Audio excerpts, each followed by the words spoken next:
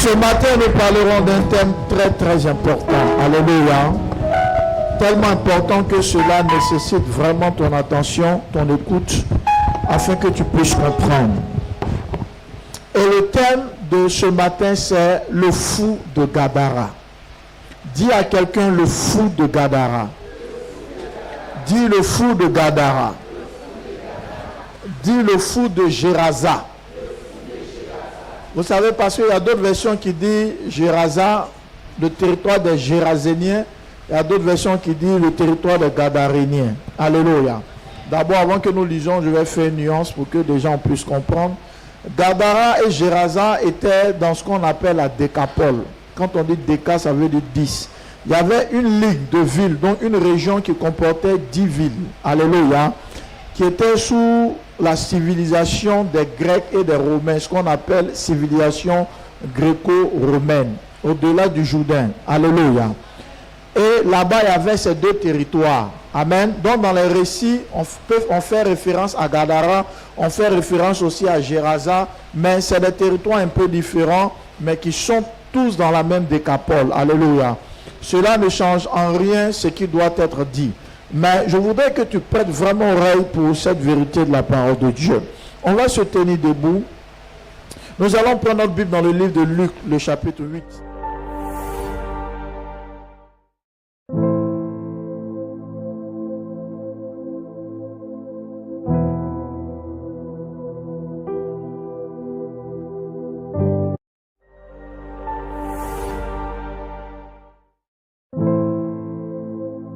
Luc, le chapitre 8, il y a Matthieu, après Matthieu, il y a Marc, Luc.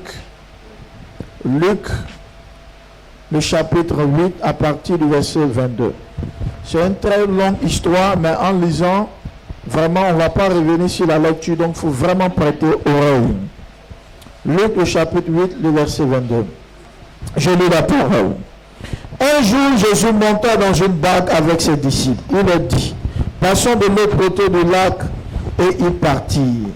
Pendant qu'ils naviguaient, Jésus s'endormit. Un tourbillon fondit sur le lac. La barque se remplissait d'eau et ils étaient en péril. Ils s'approchèrent et le réveillaient en disant, Maître, nous périssons. S'étant réveillé, il menaça le vent et les flots qui s'apaisaient et le calme revint. Puis il leur dit, où est votre foi? Saisis de frayeur et d'étonnement, ils se disent les uns aux autres, quel est donc celui-ci qui commande même au vent et à l'eau et à qui il obéisse? Alléluia. Je continue au verset 26. Donc, ils vont quitter le lac.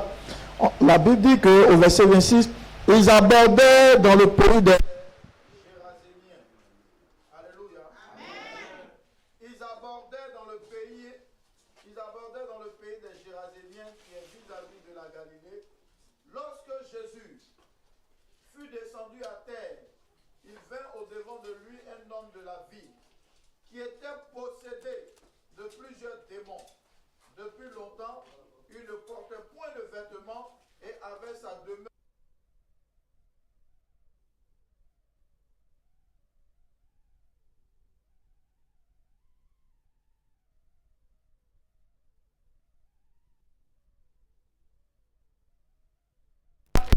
Jésus, fils du Dieu très haut, je t'en supplie, ne me tourmente pas. Au verset 29, car Jésus commandait à l'esprit impur de sortir de cet homme, dont il s'était emparé depuis longtemps. On le gardait lié de chaînes et les fers aux pieds. Mais il les rompait, il rompait de moi les liens et il était entraîné par le démon dans les déserts. Alléluia.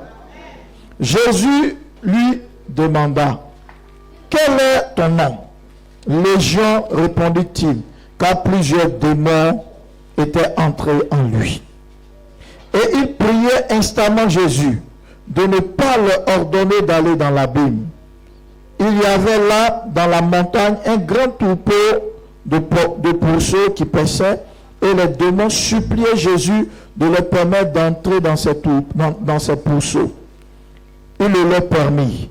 Les démons sortis de cet homme entrèrent dans le pourceau et le troupeau se précipita de pente escarpée dans le lac et se noya. Ceux qui les faisaient paître, voyant ce qui était arrivé, s'enfuirent et répandirent la nouvelle dans la ville et dans les campagnes.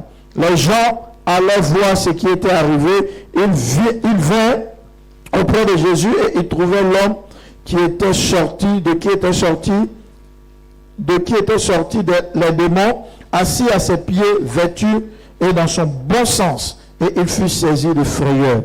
Ceux qui avaient vu ce qui s'était passé le racontèrent comment le démoniaque avait été guéri. Tous les habitants du pays des Géraséniens priaient Jésus de s'éloigner d'eux, car ils étaient saisis d'une grande crainte.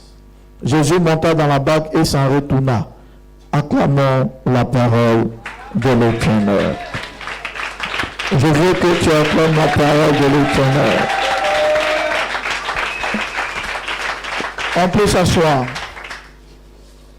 On va lire un verset qui n'était pas prévu. Amen. On va écouter la version de Marc sur ce même récit. Vous pouvez rester assis. La version de Marc pour pouvoir mieux comprendre l'histoire du fou de Gadara. Alléluia. Marc le chapitre 4. Marc le chapitre 4. Et maintenant je vais prêcher. Marc le chapitre 4. Marc va donner aussi sa version des faits concernant le fou de Gadara. Alléluia. Non, du moins Marc le chapitre 5 au lieu du chapitre 4. Marc le chapitre 5. Et Marc va nous donner sa version. Alléluia. Écoutez très bien cette histoire. Bon, je ne sais pas, ce matin là, avant de venir au quartier même, on coupe le courant. Je ne sais pas. On est, c'est général. Quand je venais, on coupait le courant à la maison, ça revenait, on coupait. Alléluia. Donc, je lis la version de Marc. Marc au chapitre 5. Écoutez très bien cette histoire. Ils arrivaient à l'autre bord de la mer dans le pays des Gadaréniens. Vous avez vu que Luc a parlé des Géraséniens. Alléluia. Aussitôt que Jésus fut hors, parce que c'était un peu des villes un peu semblables. Alléluia. Aussitôt que Jésus fut hors de la barque, il vint au-devant de lui un homme sorti des sépulcres et possédé d'un esprit impur. Donc l'homme sortait des sépulcres, des cimetières. Cet homme avait sa demeure dans les sépulcres, donc dans les tombes, et personne ne pouvait plus le lier, même avec une chaîne. Car souvent, il y avait eu les fers aux pieds et avait été lié de chaînes. Mais il avait rompu les chaînes et brisé les fers et personne n'avait la force de le dompter. C'est ce que Luc également a dit. Au verset 5, il était sans cesse, nuit et jour, dans les sépulcres et sur les montagnes. Donc il était sans cesse où? Dans les sépulcres, donc au niveau du cimetière, et puis la Bible précise sans cesse.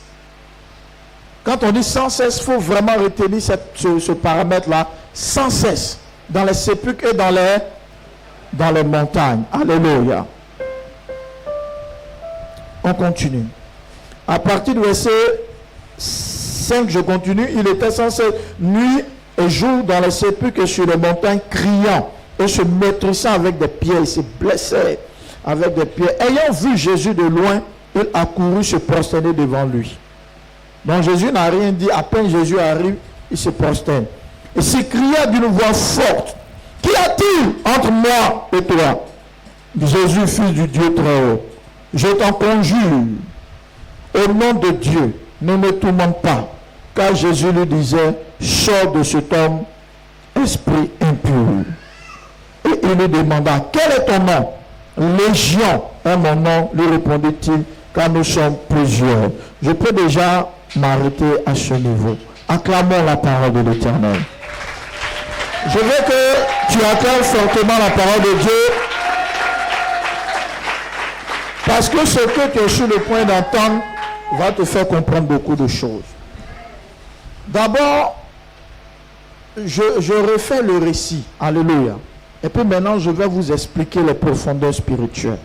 Il faut vraiment écouter l'histoire du fou de Gadara. Je sais que si tu n'as jamais lu l'histoire du fou de Gadara, tu as au moins regardé ça dans le film de Jésus. La Bible dit que Jésus, après avoir prêché, va monter avec ses disciples dans une barque. Et il va dire, allons à l'autre bord. Amen. Donc en naviguant, la Bible dit qu'une tempête, alléluia, va se lever. Et pendant que la tempête se levait, la barque était tellement agitée, ce petit bateau était tellement agité que les vagues même rentraient.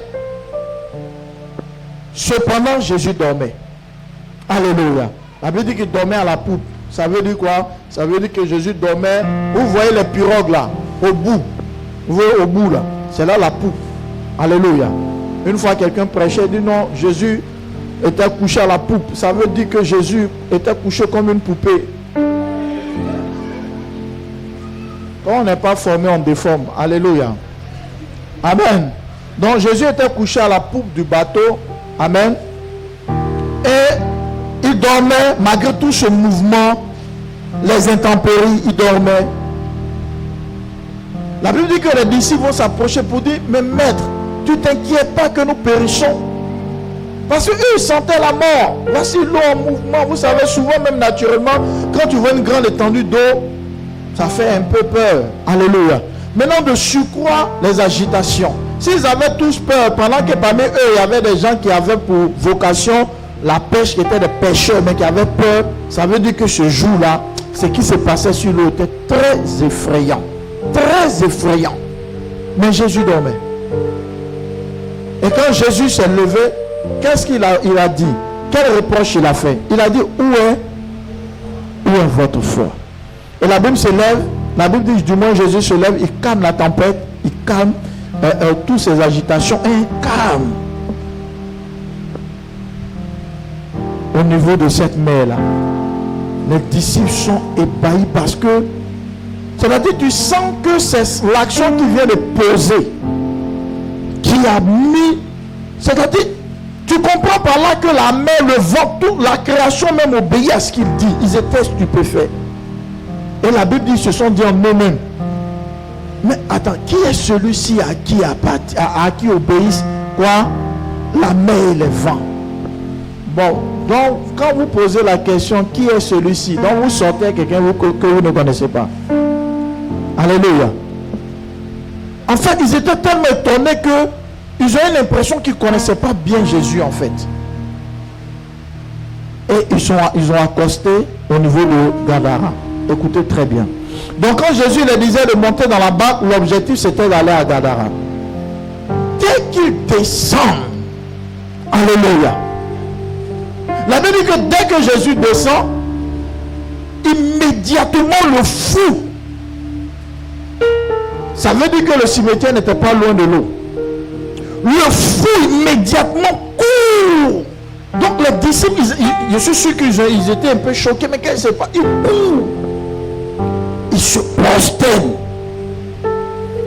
Et dit, Fils du Dieu très haut, qu'y a-t-il entre toi et nous? Es-tu venu nous tourmenter avant le temps? Jésus n'a pas dit un mot. Un silence. Voici les disciples qui observent la scène. Et la Bible dit, Jésus va poser une question. Il va dire au démon, quel est ton nom? Et le démon va répondre pour dire, je m'appelle Légion. Or, Légion signifie au moins 6000 démons. Parce que quand dans l'armée romaine de l'époque, quand on parle de légionnaires, c'est au moins 6000 démons. Donc, voici un homme qui est possédé de jusqu'à 6000. 1, 2, 300, 200, 300, 400, 500, 1000, 2000, 3000, 4000, 6000 démons.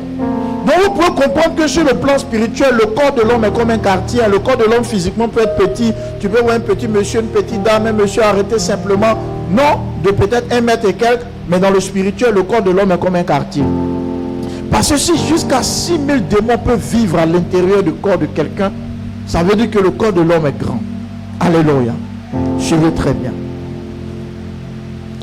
Et après avoir dit ça, ils vont faire encore une requête. Ils vont dire à Jésus, ne nous envoie pas dans la boue. Mets-nous dans ce troupeau de porcs. Parce qu'il y avait des gens qui étaient en train de paître. Alléluia, leurs porcs. Ils étaient environ 2000. Quand on dit 2000 porcs, ça veut dire vraiment ils étaient nombreux. Ça veut dire celui qui élevait les porcs là, vraiment les choses prospéraient. Et les démons là vont rentrer dans les 2000 porcs. Alléluia. Et quand ils vont rentrer, le comportement des porcs va changer. Plus les porcs même étant en hauteur sur les collines, ils vont descendre en même temps dans l'eau, dans la mer. Ils vont aller mourir dedans. Première question qu'il faut se poser. Le monsieur lève ses porcs. Il n'a rien à voir avec le fou de Gadara. Pourquoi Jésus se permet de mettre des démons dans son porc sans son autorisation? Ça veut dire que là, son fonds de commerce, ses activités s'arrêtent là. Est-ce que vous me comprenez? C'est comme tu es un fermier et que tu as 2000 poulets, puis quelqu'un vient faire une délivrance et il met les démons là dans tous les poulets. Et les poulets meurent à la minute, hein, parce que la scène s'est passée de là à là. Alléluia. La deuxième question qu'on peut se poser, ces personnes n'ont pas réagi, ce qui est étrange vis-à-vis de Jésus. Il devait au moins la logique. Pourquoi tu fais ça? De toi à moi, si tu étais à la place de ces personnes, comment tu réagis? Tu vois, mais pourquoi tu tues? Pourquoi tu fais ce genre de choses? D'abord, eux, ils ont fui. Ils sont allés informer les gens de la ville de ce qui s'est passé. Et les gens de la ville reviennent, ils constatent les faits. Le gars est délivré, ils connaissent le fou. C'est un fou que la région connaît. Il est délivré, il est habillé même. Oh, il était nu avant. Il est habillé. Normal dans toutes ses facultés. Normalement, qu'est-ce que les gens de Gerasa ou de Gadara devaient faire? Ils devaient au moins dire, ah, donc toi tu as délivré un fou, parce que la Bible dit qu'on cherchait à le dompter, on l'enchaînait, même il cassait les chaînes. On n'arrivait pas à le contrôler. Nous, si tu as pu libérer un danger permanent comme ça pour la société, mais alors rentre dans la ville, tu as délivré les fous parce qu'ils ne pensaient pas qu'il était le seul fou. Alléluia. Nous rentre dans la ville, tu vas guérir les malades, mais bizarrement, ils ont chassé Jésus. Ils ont dit, quitte notre région. C'est quand même bizarre. Quelqu'un vient chez vous, guérir quelqu'un qui est gravement malade. Normalement, on appelle les cousins, les cousines. Ah, il y a un gars qui est venu guérir les gens. Mais eux, ils chassent Jésus. Et la Bible dit que Jésus ne dit pas mot, il ne fait pas de débat. Et il monte dans la barque et il se retourne. Mais avant de se retourner, le fou qui était guéri a dit, je vais aller avec toi. Et Jésus dit, non, ne me suis pas. Va à Gerasa, rentre dans la ville et puis témoigne de ce qui s'est passé dans ta vie. C'est la seule mission que Jésus lui a confiée et Jésus est parti. Alléluia. Qui a une fois eu à s'interroger sur l'histoire du fou de Gadara? Parce que c'est quand même bizarre que des gens sont en train d'élever les porcs et toi Jésus, tu ne demandes même pas leur avis. 2000 porcs, c'est une pète, hein? Vous voyez, les porcs ne sont pas comme des poulets, ils sont très en forme. Jusqu'à 2000 bêtes qui se pètent en un jour. Et Jésus ne cherche même pas à donner l'argent pour dédommager le monsieur. Il retourne chez lui comme il est venu. Jésus est-il mauvais? On sait qu'il n'est pas mauvais. Mais quel est le mystère qui se trouve autour des cocotiers là? Gabriel Gare, ouvre tes oreilles, tu vas entendre quelque chose. En tout cas, rassure-toi, c'est pas pour ça qu'on ne mange pas porc. Hein? Parce qu'il y a des gens qui disent non, porc là on ne mange pas. Que Jésus a mis les démons. Même dans la Bible même, là, ceux qui étaient possédés là sont morts. Alléluia. Si tu ne manges pas la viande de porc, c'est que tu n'aimes pas. Mon frère, tout est purifié par le sang de l'agneau. Ils sont sautés, ils sont revenus, ils sont perdus. Il faut manger Dieu et toi. Si à l'enlèvement tu pars. Est-ce que quelqu'un me comprend? Est-ce que j'ai bien placé le tableau? Est-ce qu'on a compris un peu l'histoire? Est-ce que je peux maintenant prêcher? Alléluia. Prête-moi tes oreilles, je vais te prêter ma bouche. Écoute bien parce que ce qu'il va te dire est très profond. Le fou de Gadara. Maintenant je prêche. Voici l'un des mystères qui entoure l'histoire du fou de Gadara. D'abord, le mystère se trouve dans la région où les événements se sont déroulés. La Bible dit que Jésus arrive à Gerasa ou Gadara, dans le territoire des Géraséniens ou des Gadaréniens. Et quand il arrive à Gerasa, dès il arrive, il y a un mouvement spirituel qui se manifeste au niveau du corps de quoi? D'un fou qui vient se prosterner. Mais Géraza, même à quel sens? Ou quel est l'historique de Géraza? Écoutez-moi bien. Dans l'histoire de Géraza, vous pouvez faire les recherches. Géraza est un territoire gréco-romain. Alléluia. Ça veut dire qu'il y avait une civilisation des Grecs et des Romains qui dominait le quotidien des gens de Géraza. Et à Géraza, il y avait une déesse qu'ils adoraient, qu'ils appellent la déesse Diane. Ça, c'est selon le nom romain, mais selon le nom grec, c'est Artémis. Donc, quand tu vois la déesse Artémis, c'est la même chose que la déesse Diane. Parce que Diane, c'est le langage romain et Artémis, c'est le langage grec. Alléluia. Parce que les Grecs ont adopté les dieux de la mythologie grecque. Mais ils donnent d'autres noms, mais c'est le même Dieu, c'est le même esprit, c'est le même démon. Et Diane avait un temple à Géraza. Et le temple de Diane était sur des collines, sur des montagnes, sur une grande montagne, ça dominait la ville. C'est-à-dire quand tu es à Géraza, ça ne peut pas passer inaperçu. Le temple de la déesse Diane est là-bas. Alléluia. Et dans la mythologie, Diane a des servantes. C'est-à-dire ce démon-là, selon la doctrine de l'adoration de Diane, donc la mythologie grecque, Diane a des servantes. Et les servants de Diane ont un nom. Alléluia. On les appelle, que ce nom-là me revienne, je vais vous donner le nom. Mais avant de continuer, je vais vous donner d'abord le rôle de la déesse Diane. La déesse Diane était considérée comme la déesse de la chasse. Alléluia. La déesse de la chasse, de la fertilité. Alléluia. La déesse de la transition de la vie. Et je vais vous expliquer. Quand au niveau de Géraza, les gens veulent prospérer, c'est Diane qu'ils invoquent, Artémis qu'ils invoquent, comme le Dieu qui va faire prospérer leur activité. Est-ce que vous me comprenez un peu? Elle représente beaucoup de choses, mais il y a tous ces aspects parce que c'est ce qui correspond à nos textes. Alléluia. Et je reviens pour parler de ces servantes qu'on appelle les nymphées. Alléluia. Les nymphées. En fait, les nymphées, c'est quoi? Sinon, les nymphées et les nymphes, il y a une nuance. En fait, les nymphées, ce sont des fontaines. Est-ce que vous me comprenez un peu? Quand il dit nymphées, N-Y-M-P-H-2-E. Les nymphées, ce sont des fontaines. Au niveau de Géraza, c'est-à-dire il y a de l'eau là-dedans. Et dans cette eau-là, les gens de Géraza disent que dans cette eau-là se trouvent les nymphes. Les nymphes ont donné leur nom aux eaux qu'on appelle nymphées. Et les nymphes eux-mêmes, qui sont des démons, sont des servantes de la déesse Diane. Ça veut dire quoi? Dans leur philosophie à eux, la grande déesse a des servantes qui la servent. Vous me comprenez? Et ces servantes-là, on les appelle des nymphes. Et on les retrouve dans les nymphées. Et quand ils disent nymphées, ils veulent parler des fontaines qui se retrouvaient. Si je peux faire ce qu'on appelle en français l'anachronisme, on peut faire un rapprochement avec les marigots dans les villages. Vous voyez? Les sources d'eau du village. Donc, à Géraza, les sources d'eau étaient appelées des nymphées. Donc, ça veut dire quelque part que Diane avait un lien avec les eaux. Parce que ses servantes étaient là-bas. Suivez-moi très bien, vous allez comprendre. Quand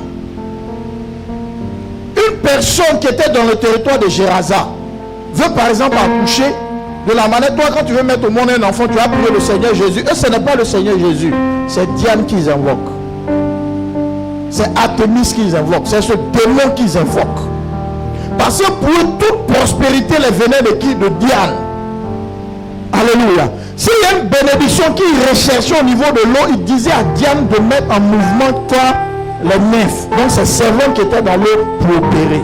Donc Diane avait une dimension de quelqu'un qui gérait la fécondité là-bas, tout type de fécondité, et aussi la transition de la vie et de la mort. Ça veut dire quoi? Quand on parle de transition de vie, chez ces personnes-là, quand une femme veut accoucher, c'est-à-dire il y a un maître qui doit venir à la vie, il y a une transition pour eux, en ce moment-là, on n'invoque pas un autre Dieu que Diane. Quand quelqu'un doit mourir, que quelqu'un agonise, c'est Diane qu'on invoque pour que Diane fasse que la personne rentre bien dans l'au-delà. Alléluia. Voici de façon historique et spirituelle la réalité qui dominait quoi? Gérasa. Mais ça a quel rapport avec notre texte? Mais en fait, le secret, la clé même se trouve à ce niveau. Première chose, le feu de Gadara. La Bible dit sans cesse, il s'est retrouvé où? Sur des montagnes. Sur des montagnes. Or, le temple de Diane était sur des montagnes. Alléluia. Le temple de Diane était élevé à Gérasa. C'est un temple qu'on voyait. Alléluia. Sur des montagnes, sur des collines. C'était en position de hauteur. Et le fou de Gadara, bizarrement, quand il a été possédé, son attitude s'est semée. La Bible dit sans cesse. Donc sans cesse, il se retrouvait quoi? Sur les montagnes, sur les collines, sur la hauteur. Or, Jésus nous a informé dans sa parole au travers de l'apôtre Paul que le corps de l'homme est le temple du Saint-Esprit. Donc le corps est un temple. Si le corps est un temple, que le fou est en hauteur, c'est comme un temple qui est en hauteur rempli de 6000 démons. Donc si le fou de Gadara est en hauteur avec des démons en lui comme un temple, c'est à l'image du temple de Diane.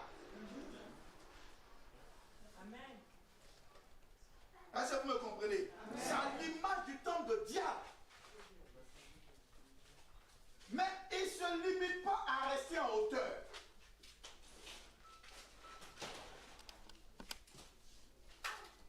En plus d'être en hauteur, qu'est-ce qui se passe? La Bible dit qu'il descendait où? Au niveau des sépulcres.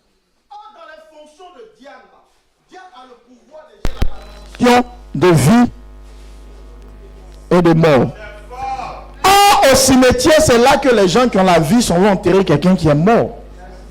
Donc, au niveau du cimetière, à ce qu'on appelle aussi, il y a une transition là-bas. Alléluia.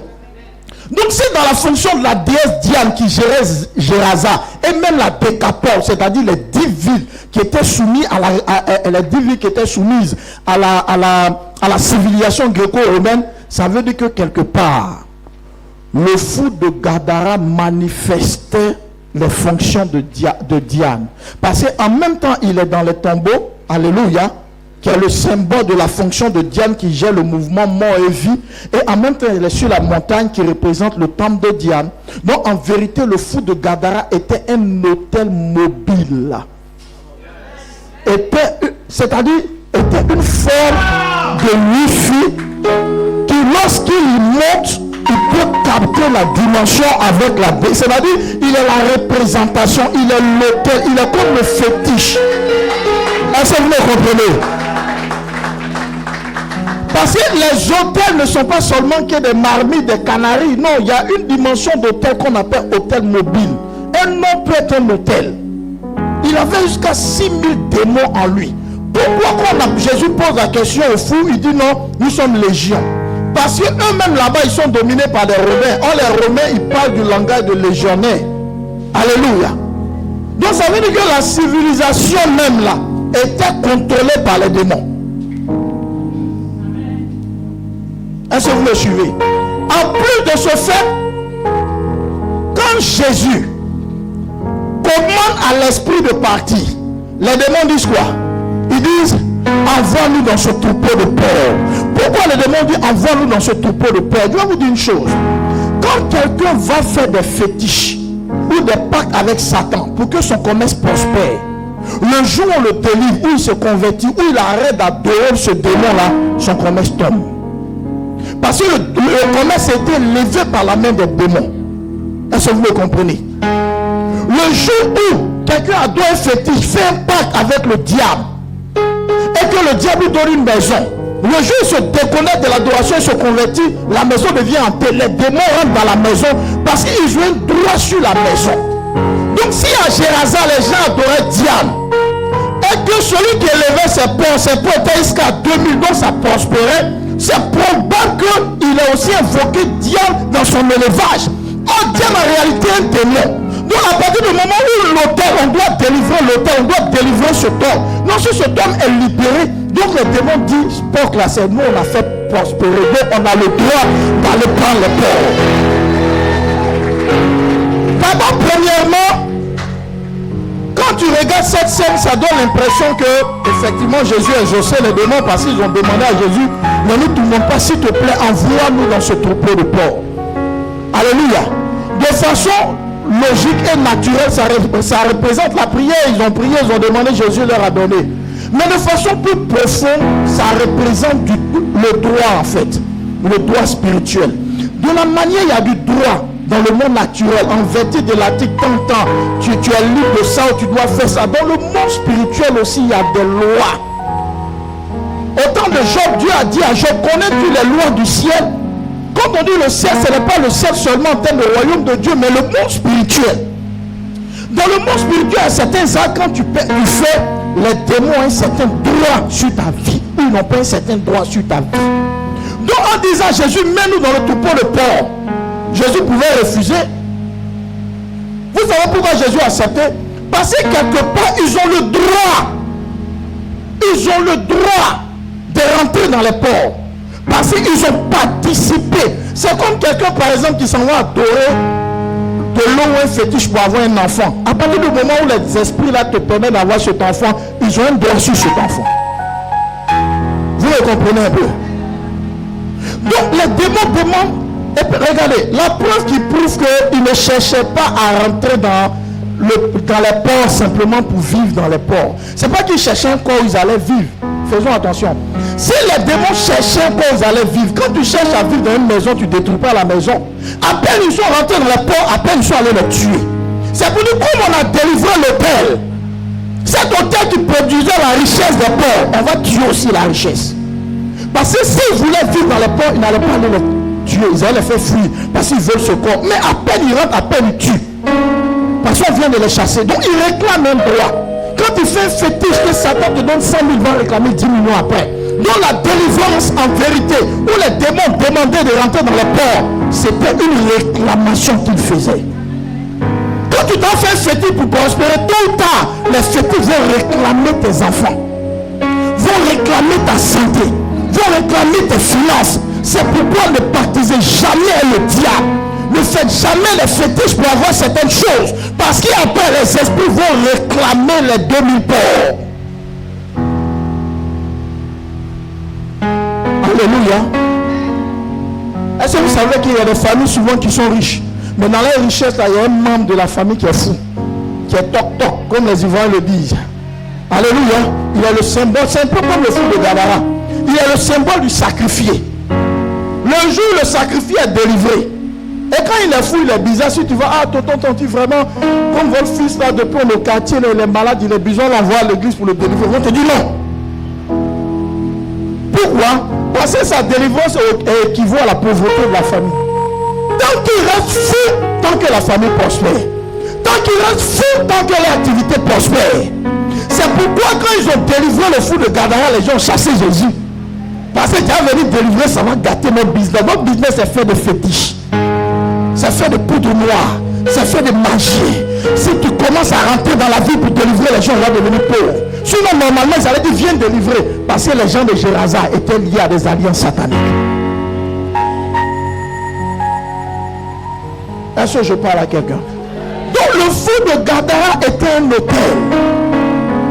Maintenant, comme Diane a des servantes, une servante est censée faire quoi?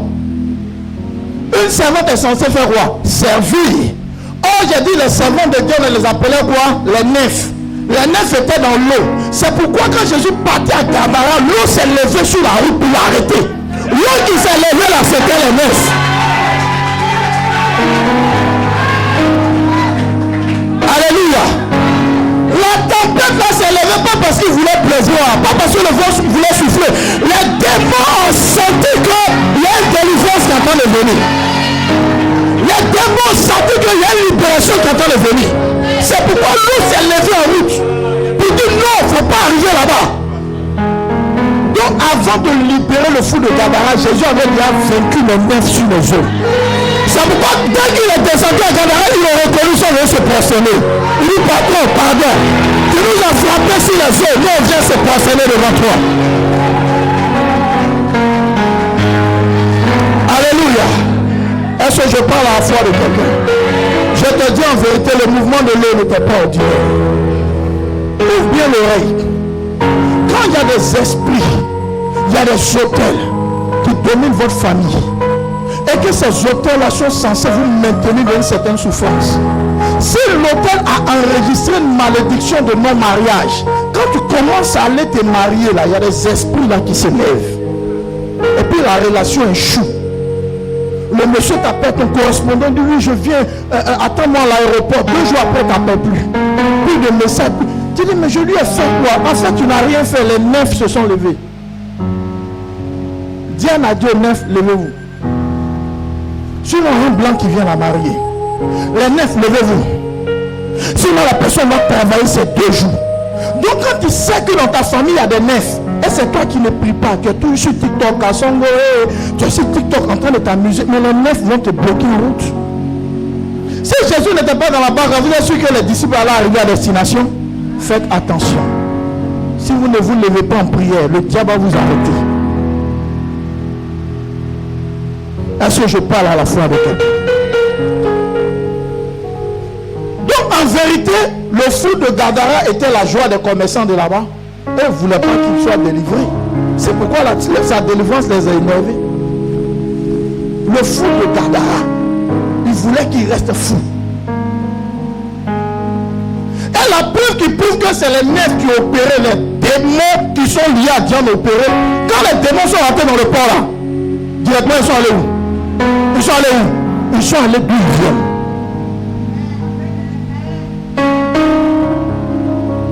Ils sont allés d'où ils viennent. Donc Gérasia était contrôlé par un esprit des eaux. C'est pourquoi à Gérasia il y avait des fontaines.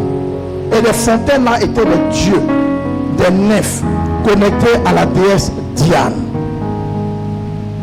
Est-ce que je parle à ta foi? Maintenant, ce qu'il faut comprendre dans cette histoire, en fait, Gadara est comme un lieu de libération. Et sur le chemin de Gadara, le vent se lève, la tempête se lève pour pouvoir interagir, pour empêcher Jésus d'arriver là-bas. Vous savez, quand Jésus est arrivé, les démons ont dit fils du Très-Haut, qu'y a-t-il entre nous? Quand ils appellent Jésus fils du Très-Haut, ça veut dire qu'ils connaissent le gars en fait. Ils pourraient s'adresser à Pierre. Ce n'est pas Jésus seul qui est descendu de la barque, mais ils savent qui est arrivé. Ils savent que spirituellement, ils ont empêché sa venue. Écoute-moi très bien. Quand tu es dans une famille où il y a des autels, où il y a des esprits, où il y a des pactes, au niveau des parents, des grands-parents, il y a des alliances. Écoutez-moi très bien. Si ce sont des alliances qui doivent vous empêcher de prospérer, sur la route de Gadara, sur la route de la bénédiction financière, ces esprits-là se lèveront. On dirait que quelqu'un m'a écouté, mais quelqu'un n'a pas compris. Je dis, tout d'un coup, le vent, jusqu'au point où la Bible dit que l'eau même, l'eau est en train de remplir la barque, l'eau se déversait dans la barque. C'est les esprits là qui se sont levés. Je vais te dire une chose. Souvent il y a des bénédictions que tu n'as pas parce qu'il y a des esprits qui se sont levés. Parce que chez vous c'est interdit d'avoir certaines choses. Il y a des gens dans les familles, c'est interdit de se marier, c'est interdit de prospérer, c'est interdit d'évoluer. Donc toute fois que tu rentres en contact avec tout ce qui peut te faire évoluer, les esprits là se lèvent. Souvent même les esprits là peuvent rentrer dans ton patron et puis te mener la vie difficile. Toi tu regardes, tu vois le patron. Non, derrière le patron il y a des esprits qui veulent te rendre la vie difficile. Pourquoi c'est toi qui dois prospérer dans la famille? Pourquoi c'est toi qui dois faire du bien à la famille? Pourquoi c'est toi qui dois être le millionnaire ou la milliardaire de la famille? Et les esprits là se lèvent. Tous tes problèmes que tu vis, si tu passes ton temps à les régler en parlant, en expliquant, tu vas échouer. Il y a des choses qu'on n'explique pas. On se met à genoux, on commence à prier. Il y a des problèmes de foyer. Quand ça commence, ce n'est pas un problème de foyer. C'est des nefs qui se sont levés. Non, mais Georges, ce qui t'a fait, je n'ai pas aimé. Non, je t'ai dit Georges. Non, Georges, et puis Georges aussi explique. Non, Georgette aussi, je n'ai pas aimé. Donc, le problème n'est pas Georges, c'est pas Georgette, c'est les nefs. C'est Diane, c'est Artémis, c'est les esprits de la famille. L'enfant ne veut plus aller à l'école. Il ne veut pas aller. Il dit que c'est au foot qu'il veut se mettre dans le domaine du foot. À peine même il fait deux mois dans un club. Il dit non, lui il veut être mécanicien. On le met dans la mécanique. Après 3 mois, il dit non, lui il veut être menuisier. Souvent vous pensez que c'est l'enfant, c'est les nefs de la famille qui vont le perturber, qui vont l'agiter. Parce qu'ils sentent dans la personne qu'il y a une gloire. Donc cette gloire doit être arrêtée. Quand Jésus disait à ses disciples qu'allons à l'autre bord, eux pour eux allons simplement à l'autre bord. Mais les esprits ont compris que le déplacement de Jésus là, c'est le principe de déplacement. Mais il fallait qu'ils attaquent ce déplacement. Je vais te dire, il y a des gens qui doivent être des canaux de bénédiction. Si tu t'amuses, Satan va créer un palabre entre vous. Toi tu vas vouloir t'expliquer. Oh, le diable est en train de fermer une porte dans ta vie. C'est pas dans toi, on cherche à avoir raison. Mais il a dit, le diable veut gâter ton amitié. Il veut gâter ta relation. Il veut gâter ton évolution à partir d'une porte. Il y a des problèmes quand ça commence. Mets tes pieds à genoux pour prier. Quand le vent s'est levé, qu'ils ont réveillé Jésus, si Jésus a dit, ah moi mais je ne comprends pas, c'est quel vent là? Non, Jésus a commencé à parler. Il faut parler au problème de foyer. Il faut parler au problème au niveau de ton mariage. Il faut parler au problème au niveau de ta santé. Ce n'est pas naturel. C'est des esprits qui se sont levés.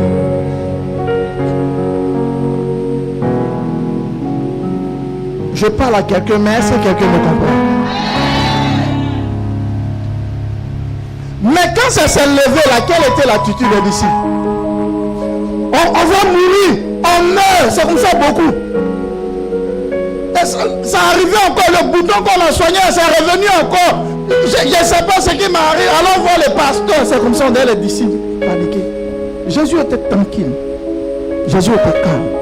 Jésus n'a pas paniqué. Mon mari dit il va changer, 2 jours il a repris encore. Et toi tu veux régler les choses de la force. Tu ne peux pas. Souvent lui-même il est victime des nefs. Parce que les nefs veulent l'envoyer dans le péché pour le ruiner. Il va penser qu'il est en train de vivre sa vie de jeunesse. Le moment où là, ça rend compte, n'a rien réalisé. Dis à ton frère et à ta soeur qui est à côté de toi, on ne règle pas les problèmes avec la force. Il y a des choses que tu vis dans ton commerce, dans ton activité, dans ton foyer, dans tes projets. Ce n'est pas naturel. Souvent tu te regardes dans le miroir, mais je suis un bel homme, mais je suis une belle femme. Mais pourquoi les hommes ne veulent pas venir? Le problème n'est pas ta beauté. Souvent même tu t'en veux, mais je ne suis pas gentil à les hommes. Ça n'a rien à voir. Quand les hommes commencent à venir, les noms s'élèvent. Je vous ai parlé d'une dame dont on a fait la délivrance. La dame est fatiguée. À un moment, elle dit, je suis fatiguée, elle allait voir mon père spirituel. Pour lui, il faut faire ma délivrance. Depuis le mariage, je n'arrive pas. Donc mon père spirituel dit, mon fils, viens m'aider, on fait sa délivrance. Donc mon père spirituel l'a mis sous jeûne. Comme l'église n'était pas trop commode pour pouvoir se débarbouiller, donc elle devait dormir à l'église. Et elle va chez elle à la maison se laver et puis elle revient.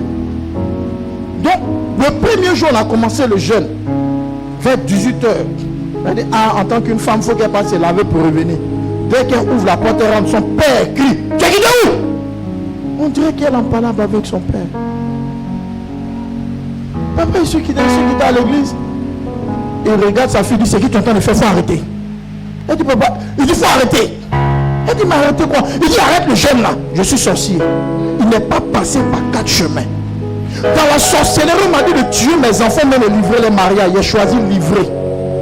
Que j'ai mis une boule dans ton ventre. En fait, la boule qui était dans le ventre de la fille, quand tu marches à elle en tant que ta camarade, il n'y a rien. Mais quand tu dis je t'aime, je vais aller me présenter, la boule commence à se mettre en fusion et puis elle dégage une mauvaise odeur. Elle sent mauvais jusqu'à les garçons s'éloignent d'elle. Et une odeur qu'elle ne sent pas, mais les hommes eux sentent.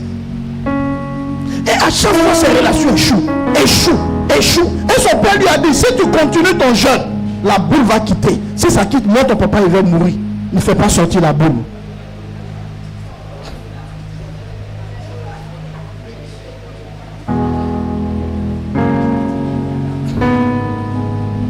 Cette dernière-là, qui était les nefs pour elle? Qui était Diane pour elle? C'était la boule. Donc quand elle est sur le chemin d'une dot, ça se réveille. Quand elle est sur le chemin d'une relation amoureuse qui doit aboutir, ça se lève. Alléluia. Lui, il a fait sa vie, mais lui, il refuse que sa fille aussi fasse sa vie. Et il a mis quelque chose en elle. Que Dieu détruise tout ce qui était mis sur toi, tout ce qui était mis en toi, qui fait que porte d'un miracle, d'un blocage, d'un problème, que cela prenne feu. Si tu viens la main bien, que le feu descende brûler, ce qui t'empêche de connaître la gloire et la percée. Alléluia. Sur le chemin de Gadara, il y a des manifestations. Souvent, c'est un contrat, c'est sûr. Quand tu t'en vas, on dit non, il y a toujours un petit truc qui vient. On dit non, tu dois signer un contrat là, tu dois aller jouer en Espagne. À la dernière minute, il y a de toute façon, c'est les neufs qui font ça. Et généralement, notre problème, on est comme les disciples, on est assis et puis on pleure. On est assis et puis on se plaint. Non, non, non, tu dois te lever contre les neufs. Tu dois te lever contre l'esprit qui domine Gadara. Il y a un esprit qui domine votre famille. La déesse diable, c'est une forteresse. C'est ça la Bible appelle l'homme fort. Et l'homme fort a ses agents exécutants de ses desseins, de son agenda, dans la vie de chaque membre de votre famille. Et souvent, quand vous êtes à la porte du miracle, si l'esprit là ne veut pas que tu prospères, le jour où tu as un rendez-vous de 30 000, il te laisse 30 000, c'est rien. Mais quand c'est de fautes sommes, l'esprit commence à agir. L'esprit commence à se mal. Souvent même un ami va te torpiller. Tu penses que l'ami est trop mauvais. Souvent ce n'est pas la faute de l'ami. L'esprit est rentré dans l'ami pour aller te torpiller. Pourquoi? Parce que bientôt tu dois toucher des millions. Je déclare que cette année, tu toucheras, tu saisiras, tu obtiendras. Je parle dans la vie de quelqu'un qui va témoigner. Cette année tu toucheras, tu obtiendras, tu posséderas, tu saisiras tout ce qui est destiné à ta vie. L'agenda du diable ne se réalisera pas dans ta vie. Jésus est Seigneur et il va maîtriser les esprits de Gadara. Qu'ils soient des légions, qu'ils soient des pelotons, qu'ils soient des escadrons, qu'ils soient, je ne sais pas quel nom dans l'armée, mais Jésus-Christ va le soumettre. Si tu dis amen 3 fois cette parole agit dans ta vie.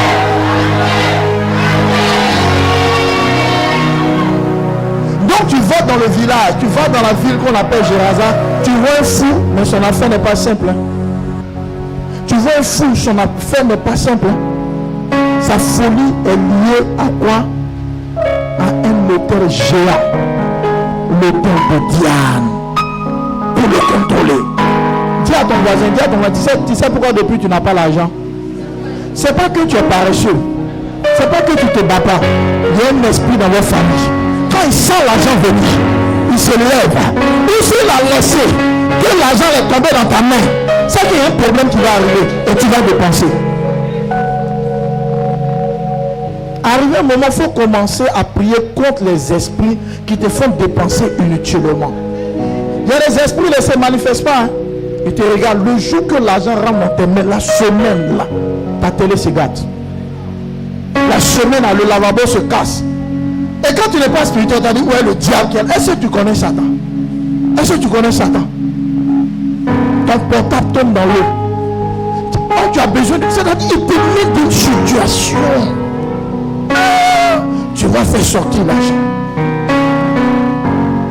Souvent, mais tu rentres dans l'année, tu dis, non, cette année, moi, je ne fais plus. Cette année, ici, même si on m'appelle en famille pour dire, telle personne a un problème, moi, je vais économiser mon argent. Et puis, tu es serré, tu es dans la vision. Tu attrapes un 300 000. Tu dis, je m'en sur mon compte, mon mobile, mon nom, je vais aller garder. C'est dans mon plat. Ne touche pas, même si on m'appelle.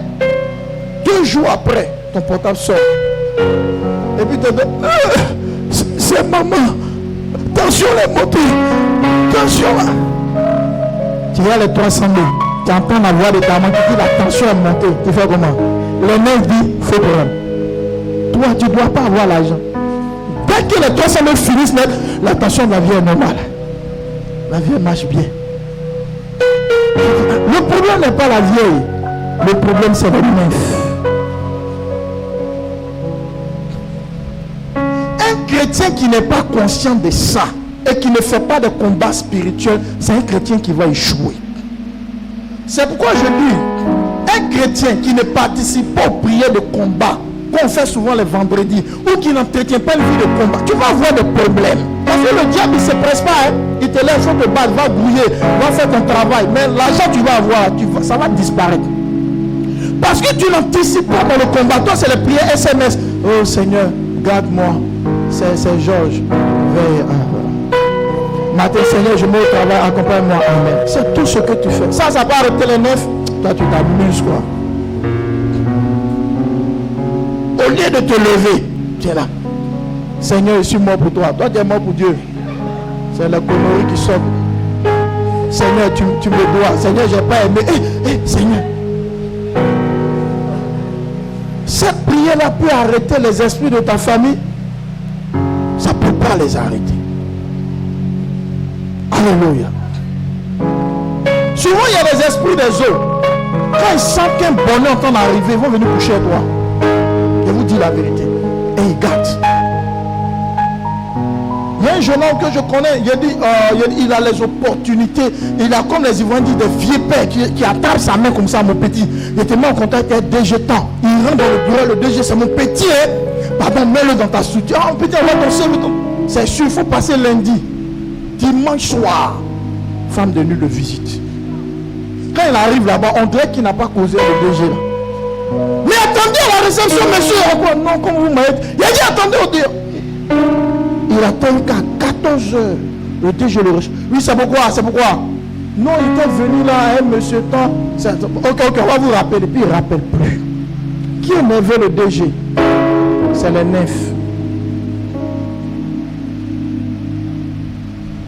Et après, ton vieux père là te dit, ah, mais mon petit, ou bien ma petite, ils t'ont pas pris. Ah, mais on allait dans le bureau, toi tu as fait comment? Souvent c'est sûr. Le gars dit, bon, mon petit est sur toi, donc tu vas travailler, viens à 8h. Les nefs plongent ton sommeil, tu ne comprends pas. Tu te réveilles, il est 7h quelque. Tu dois te rendre au plateau pour ton premier jour de travail. Faut te voir. Tu te bosses même pas le passé, tu es en retard. Tu sens que quand tu as décomposé, c'est pas bon. Tu demandes même crédit. Tu vas prendre un yango, on te donne. Tu arrives à Mangui, en bouteille. Tu es là, et puis tu pleures chez moi.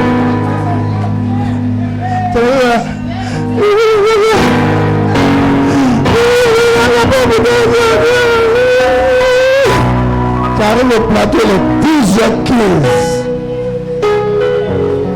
Et puis devant toi, le boss l'appelle, ton vieux père qui t'introduit là, ton petit là, on n'aime pas travailler. Et puis c'est fini. Ils vont s'arranger pour piquer le taximètre qui a tourné d'une manière et puis sa voiture se bloque là. Et puis pour tout le monde. Le taximètre, ce n'est pas les pneus, ce n'est pas le moteur, c'est les lymphes. C'est les lymphes. Sinon depuis longtemps, là, Dieu avait fait le miracle. Hein. Mais il y a des esprits là, tu ne les combats pas. Tu les caresses. Tu dors avec eux. Comment tu peux supporter jusqu'à 3h du matin TikTok? Quand ces choses tu dois voir ta chambre, il va régler. Il ne faut pas prier. Il ne faut pas prier. Quand c'est chaud, puis c'est bloqué là. Mets-toi derrière le programme et dis Kachongo, Atasa.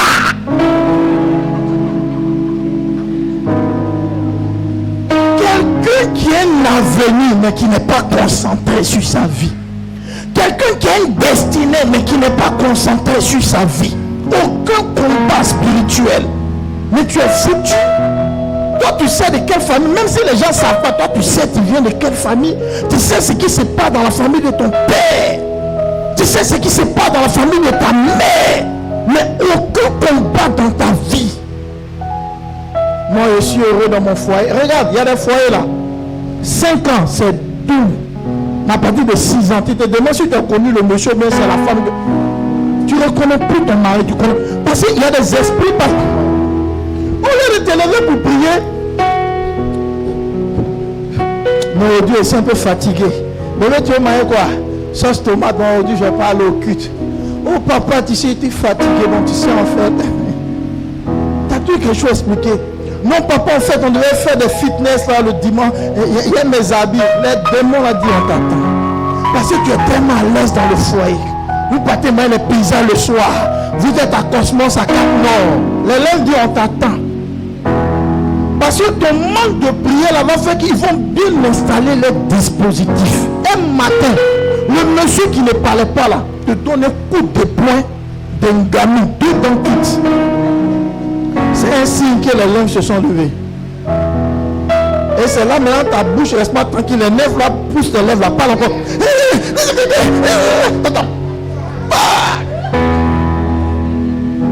Et les lèvres vont rentrer dans l'une de tes camarades parce que ta bouche reste pas tranquille. Elle aussi va te donner un conseil. Si c'est moi quitte là, c'est quel foyer ça? Viens t'encourage, tes gamins, tu es dans ton coin et puis tu restes dedans.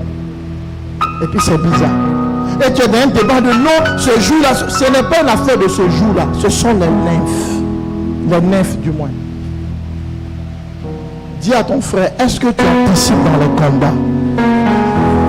Est-ce que vous savez que tout chrétien qui est marié, le diable n'est pas content de ton foyer? Et il va tout faire pour détruire ce foyer. Un chrétien qui travaille, qui prospère, le diable va faire tout pour détruire. Un chrétien qui a une activité, le diable va toujours se lever contre son activité. Alléluia. C'est sur la route de Gadara que l'esprit de l'eau s'est levé, que la déesse Diane s'est manifestée, que les nymphes se sont manifestées sur la route de Gadara.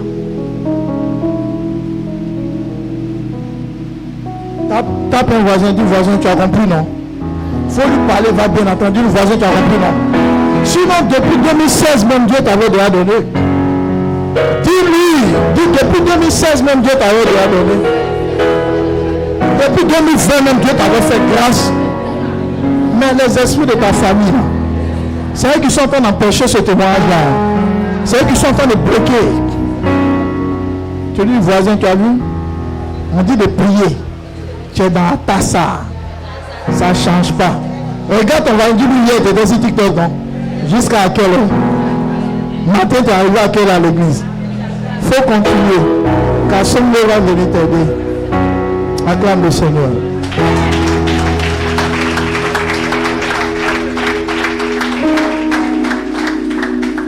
Je veux une acclamation à la gloire de Jésus.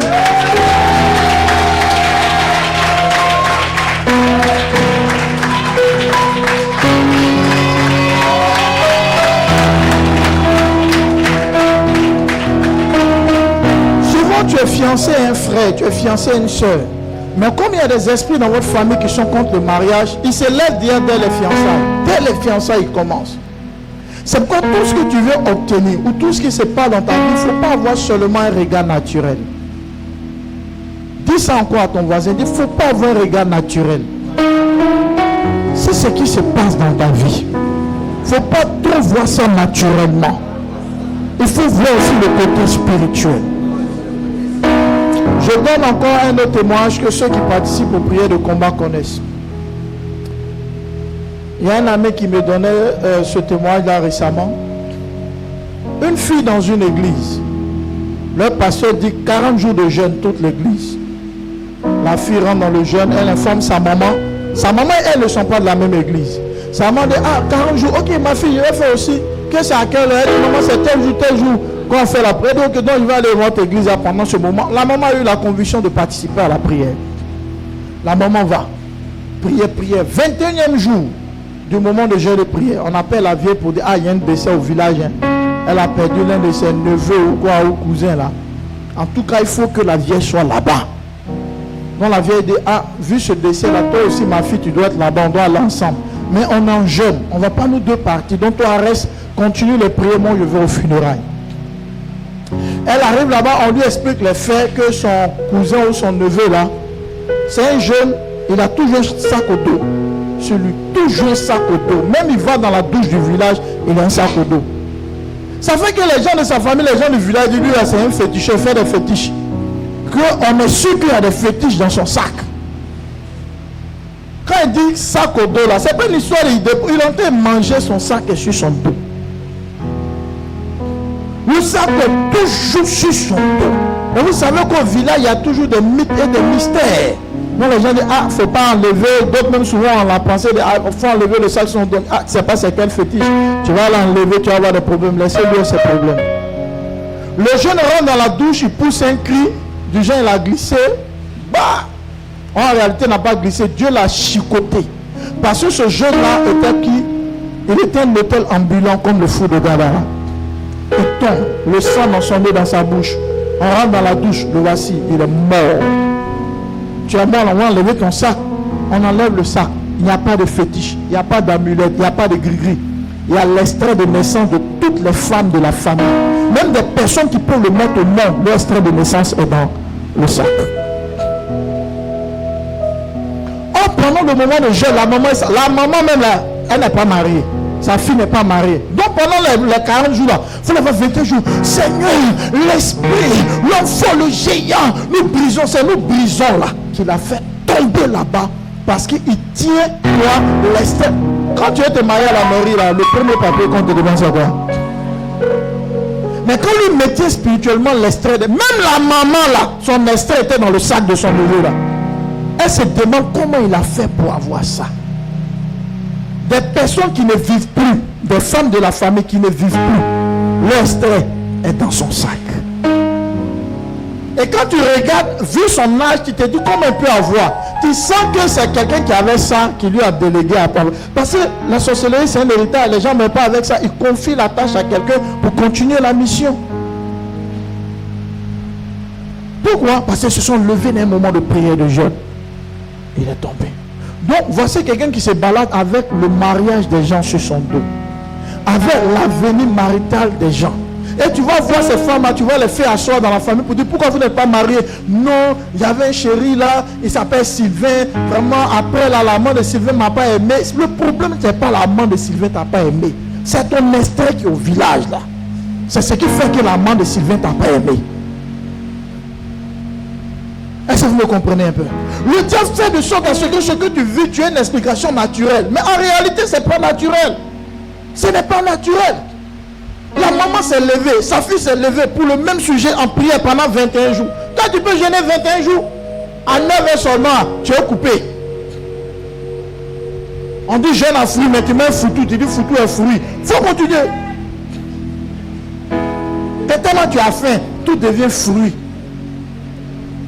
D'autres même on dit non, c'est banane douce, banane pour mais veut faire son foutu. Tellement, il veut faire un coup de rattrapage, quoi. Alléluia. Et comme ça, l'un de mes fils ici, un jeune, ça le sonnait. Il allait voir, il dit la mère, un loco c'est un fruit, non?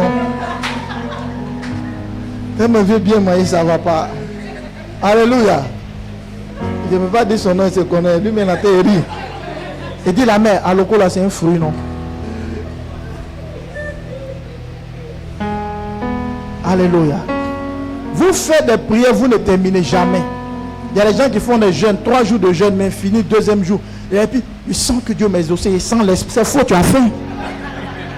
C'est la faim qui te fait croire que Dieu t'a exaucé. Et puis tu fais... lui qui est en train de t'attaquer là, lui ne t'attaque pas de façon inachevée. Lui fait une attaque complète. Alléluia. Donc une riposte doit être aussi comment? Complète. Mais tu fais quoi? Tu joues. Sinon là, Dieu est prêt à te donner ce que tu demandes. Dieu est favorable pour que tu aies ce que tu demandes. Mais est-ce que tu combats les oppositions spirituelles sur le chemin de l'exaucement? Je termine et puis je vous montre maintenant la clé pour vaincre ces esprits-là. J'ai assez parlé. Il y a un homme de Dieu, on a invité aux États-Unis pour aller faire un programme. Un homme de Dieu ivoirien. Il a dit que non, lui, en tout cas c'est un grand homme de Dieu. Et dit, dont les Américains l'ont demandé, en tout cas ceux qui devaient le déplacer, lui ont demandé à ses conditions. Il dit non, que lui, il ne se déplace pas seul. Hein. Il vient son équipe, tout. Donc il a donné le nombre de personnes. Je suppose, écoutez-moi, il a dit, bon, moi, il vient mon équipe, nous sommes 5, il y a moi et les 4 qui sont devant. Alléluia. Ça va permettre aussi à ses fils de connaître les États-Unis pour un programme, tout ça. Il appelle ses fils, les fait asseoir. Il dit, ah, on m'a invité, il a mis votre nom, tout. Parce que là, la lettre, là, ça va tenir compte de tout le monde par rapport au visa. Donc, il a dit, mes enfants, quand on rentre en prière, pour que tout se passe bien, pour que même le visa puisse sortir, tout se passe bien. Non, pendant qu'ils étaient en train de prier, il faut les voir au Seigneur. Oh, tout ce qui est lié, tout ce qui peut bloquer le visa pour les États-Unis, nous brisons. Il y a un dedans qui ne priait pas véritablement. Parce qu'il voit ça, même il verra un. On t'a bien invité. C'est les Américains. Donc on fait les combats là. Ils ne combattent pas. Pour lui, c'est quoi? On est convertis, on est né de nous. Il ne connaît pas le diable. Il ne connaît pas le diable. Amen. En ce moment, les autres sont en train de prier. Amen, amen. À peine même les prières ne sont pas encore arrêtées. Lui, il a arrêté. On donne un deuxième. Son père spirituel, il regardait seulement. Ils sont allés, ils ont déposé le passeport, tout. Le visa est sorti. Le visa est sorti. On a 2 mois. 2 mois ou 3 mois de visa chacun. Mais lui, il a 1 semaine. Donc quand ils ont commencé le programme, à peine la semaine finissait, son père dit rentre à Abidjan. Parce que ton visa expire. Pourquoi? Parce que lui, il est trop converti que son pasteur. Lui, c'est des prières inutiles, ça se fatigue. Comment les gens prient? Ils font les mains, ça se fatigue. Tu as dit de prier, c'est que ce Dieu entend. Puis tu dors dedans, tu te réveilles. Non, ici en esprit. Il faut dormir. Il y a des gens qui prient pas, c'est des plaisantins dans la prière. Il y a d'autres qui vont créer toute une philosophie. Non, mais est-ce qu'on a besoin de tout ça? Je suis déjà converti, je suis déjà né de nouveau, si tu veux être né d'ancien, le diable, il va attaquer ton projet. Il va attaquer ce que tu veux avoir. Et quand après ils sont revenus, il a dit, tu as vu? Tu as fait 1 semaine après, nous on a eu le temps de visiter, aller, on était bénis. Même les autres là, mais leur a donné de l'argent comme ça, ils ont fait des achats, tu as vu? Quand on était en train de prier, toi tu trichais dans la prière. Il y a des gens quand ils sont à l'église, quand on dit prier, ils regardent les gens. Et puis ceux qui tombent, ça les fait rire. Elle est tombée. Et puis ils regardent. Au lieu de prier, ils regardent les gens. Ça ne va pas t'aider.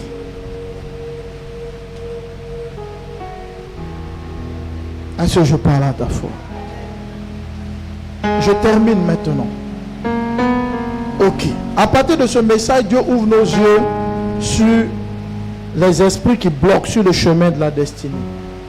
Dieu ouvre nos yeux sur ce qu'on appelle les hôtels mobiles. Alléluia. Comme ce jeune homme qui avait le sac, comme le fou de Gadara. Eux trouvaient du plaisir à le rendre fou, parce que c'est ce qui leur permettait de prospérer. Est-ce que vous savez qu'il y a des gens là, le blocage qu'ils mettent dans votre vie, ça leur permet d'être gradés en sorcellerie. Tant que tu n'as pas encore ton mariage, on les grade. C'est-à-dire qu'ils font du bon boulot. C'est pourquoi il ne faut pas jouer, c'est ce que vous ne savez pas. Il y a un frère à l'époque, en Christ, il a son neveu qui l'envoie du village.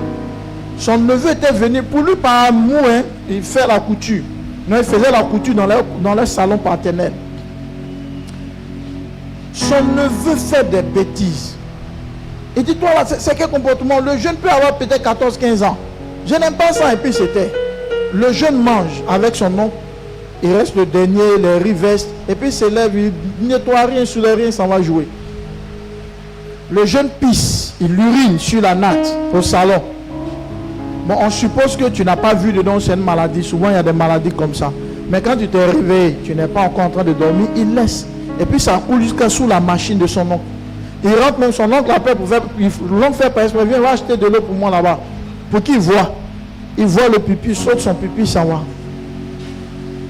L'oncle dit, mais c'est que je n'aime pas ça. Et puis l'oncle c'était. L'oncle a un tempérament tellement froid. Le jeune avait une main qui a commencé à être galeuse. Son oncle voulait le soigner. Il y avait des gales, une seule, mais la main était galeuse. L'homme dit, partait à la mercerie, il cherchait des trucs pour coudre des habits d'une personne et ça manquait dans les merceries du quartier. Donc il dit, va à Djamé pour aller acheter le matériel. Dès qu'il monte dans le baka, on entend boum, explosion de vitre. La vitre, là où il allait s'asseoir, a explosé. Il regarde, voici son coude déchiré, ça saigne. Et je dis, ah, mais monsieur, ils n'ont rien compris. Même si peut-être il s'est assis violemment, ça ne peut pas quand même. Les vitres, c'est un peu blindé. Et puis il s'est assis doucement. Donc il a préféré ne plus partir à Djamé. Il est descendu. Puis il est allé à la maison. Quand il est rentré, son neveu l'a regardé et puis dit, tonton, c'est moi qui ai explosé la vitre du Baka. Or, il n'a pas expliqué. Il vient de la route. Il rentre. Le neveu à la maison. Et le neveu lui dit, tonton, c'est moi qui viens d'exploser ça pour te déchirer. Il dit, comment? Il dit, tonton, moi ici un sorcier. On m'a envoyé là, c'est pour te tuer. Mais quand il fait les choses où il pisse là, tonton, il fait pas exprès. Quand je balaye pas, il fait pas exprès. Je veux que tu t'énerves. Là, quand tu es énervé, si il t'attaque, ça va marcher. Mais tu n'arrives pas à t'énerver, ça ne m'arrange pas. Donc, il a besoin de la colère pour détruire son nom. Mais quand son nom part une fois, c'est fini. Il ne s'énerve pas. On lui fait tout, il provoque. C'est quoi? La plupart des gens qui ont un problème avec la colère sont beaucoup attaqués par la sorcellerie. Parce que les sorciers aiment quand tu t'énerves. Même quand tu ne t'énerves pas, ils vont te pousser à t'énerver. Parce que plus tu t'énerves, ils vont t'avoir. Alléluia. Est-ce que vous comprenez un peu? Mais l'homme ne tombait pas dans le piège. Souvent, il y a des choses qui se passent. Le diable est en train de te piéger. Et toi, ne cède pas à ce piège. Souvent, il y a des nefs qui te poussent à t'énerver. 6 mois, tu ne parles pas avec ton mari, tu ne parles pas avec ta femme. Jean, tu as trop raison. Mais les démons même veulent que tu te mets dans cette posture. Parce que cette colère va les permettre de détruire des choses dans ta vie. Quand la Bible ne donne pas sur votre colère là, c'est pour ne pas que le diable puisse profiter de cette porte pour nous avoir. Et il dit maintenant à son oncle, ma main gauche là, il est vendu sans sorcellerie pour être bien gradé. Donc on m'a donné une position. C'est un peu comme on lui a donné un récépissé quoi. Pour dire que pour avoir la vraie carte là, tu tues l'homme. C'est-à-dire là, sa main gauche qu'il a vendu en sorcellerie là.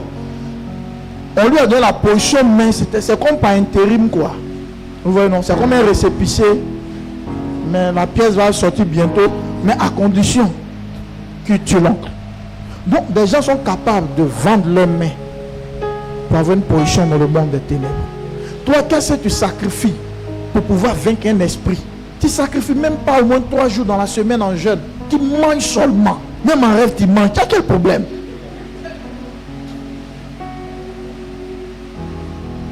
Alléluia. C'est pourquoi tu souffres. C'est pourquoi tu souffres. Il faut payer le prix. Il faut faire le combat. Est-ce que je parle à ta foi?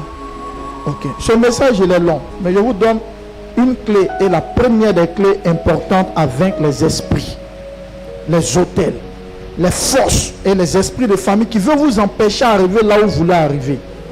Comment Jésus a vaincu les esprits de Diane ou des nymphes au niveau de l'eau?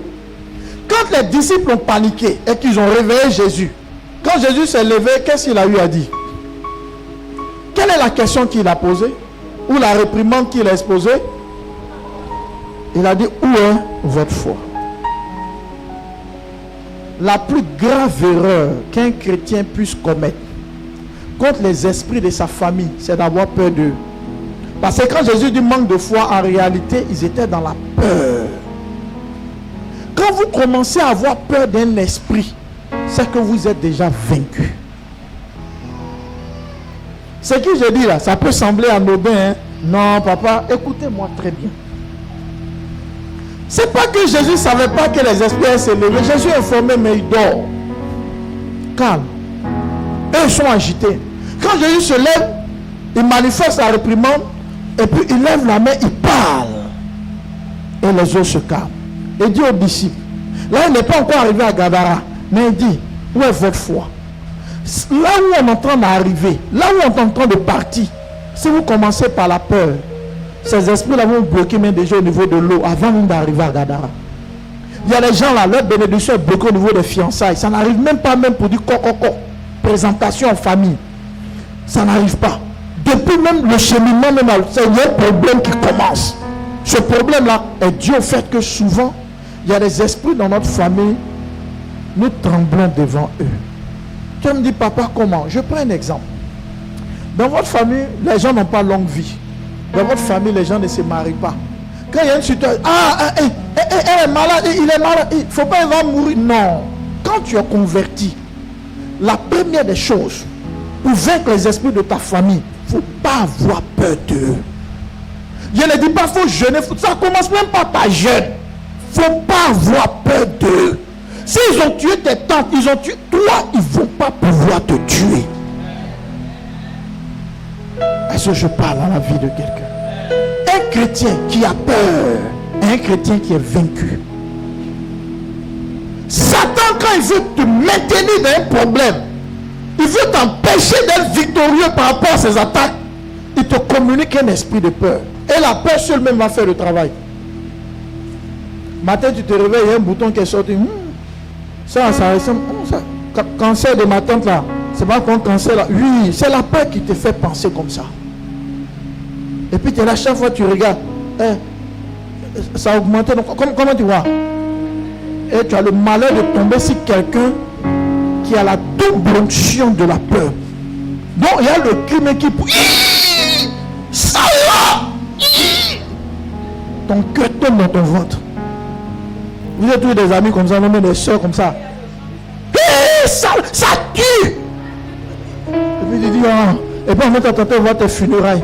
Comment on va taper les portes au quartier pour demander 1000 francs, 1000 francs. Comment on fait sortir ta photo, tu es là parmi tes albums. Ou bien sur Facebook, quelle photo ils vont choisir. Pourquoi surtout elle nous a fait ça? Oh, à jamais dans nos cœurs. Je refuse ça dans ta vie. Je refuse ça dans ta vie. Je refuse ça dans ta vie.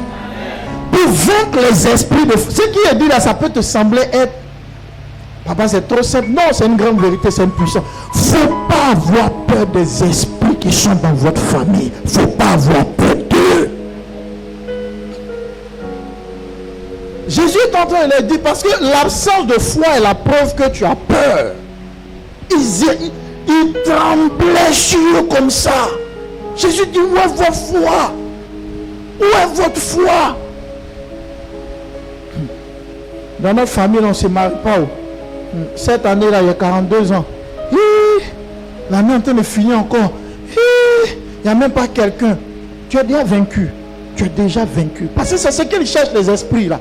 Que tu passes ton temps à regarder ton âge. Que tu passes ton temps à avoir peur. Que tu passes ton temps à calculer les choses. Alléluia. À peine un petit truc, tu t'en prends un peu de blanc sort, tu veux cacher. Mais tu as peur. Mais peut-être même lui qui a été marié, il aime les grains de cheveux blancs. Il est fan de ça. Laisse les grains blancs la sortie. Alléluia. Le diable veut paralyser ta vie. Il veut maintenir ton cœur dans une peur. Quand tu as peur, tu échoues. Si un païen a peur, je suis d'accord avec lui. Tu ne peux pas avoir donné ta vie au Seigneur. Tu ne peux pas avoir donné ta vie à Jésus. Et puis avoir peur des esprits de ta famille. Même si dans votre famille, là, tous ceux qui sont là-bas n'atteignent même pas 30 ans et puis ils meurent. Ce phénomène-là, avant de dire non, je combats, laisse combattre. Il ne faut pas avoir peur de ça. Tape ton voisin, dis voisin, n'aie pas peur de ça. Dis-lui voisin, il y a la sorcellerie dans la famille. Il y a des grands sorcières.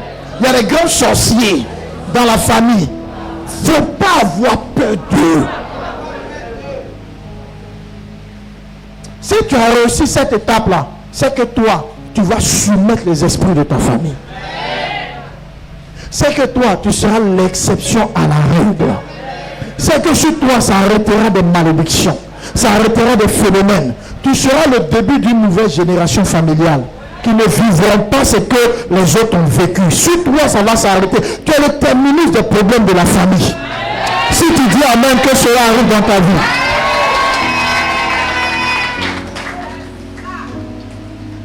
L'une des âmes puissantes de Satan, c'est de paralyser par la peur. C'est de paralyser par la peur. Le mouvement ils étaient en train de faire sur l'eau là, c'est pourquoi quand tu vois un truc comme ça, tu te retournes. Donc les esprits là voulaient qu'ils se retournent. Donc ils ont créé la peur. C'est les disciples qui ont cédé à ça. Jésus n'a pas cédé à ça. Hein. Il pouvait dire non, retournons-nous, il n'a pas cédé à ça. Il dit non, lui il ne va pas se laisser intimider. Il y a des gens dans votre famille là. Non, attends qu'ici dans la famille, les gens ne se marient pas. Lui là, tu fais rien lui. Tu vas l'enterrer, puis tu vas mettre fleurs sur sa tombe. Parce que sur toi, sa sorcellerie va s'arrêter. À condition que tu sois converti. Hein. Mais si tu n'es pas converti là, parce que souvent il y a des gens qui ne comprennent pas la parole de Dieu. Hein. Toi, ta vie n'est pas arrangée. Tu vis dans le péché. Et puis, vous n'avez rien me fait. Matin, tu te réveilles là. Il y a un doigt qui est en train de diminuer. Et puis tu entends là-bas. Ils sont en train de sucer. Hein. Quand tu menaces le diable, là, il faut savoir sur quoi tu as arrêté. Ce n'est pas une vie chrétienne de plaisanterie. C'est une vie chrétienne engagée à 100%. C'est une conversion engagée à 100%. Regarde ton frère. Si tu ne regardes pas, ça va m'énerver. Regarde ton voisin. Dis, il ne faut pas avoir peur d'eux. Dis, ils ont tué les gens dans la famille. Ils ont bloqué les gens dans la famille. Ces gens-là, il ne faut pas avoir peur d'eux. Le fétiche du vieux, le fétiche de la vieille, il ne faut pas avoir peur de ça. Parce que tu es en Christ. Il ne faut même pas avoir peur de ça. Ça ne va pas avoir la victoire sur toi. Parce que le sang de Jésus est sur ta vie.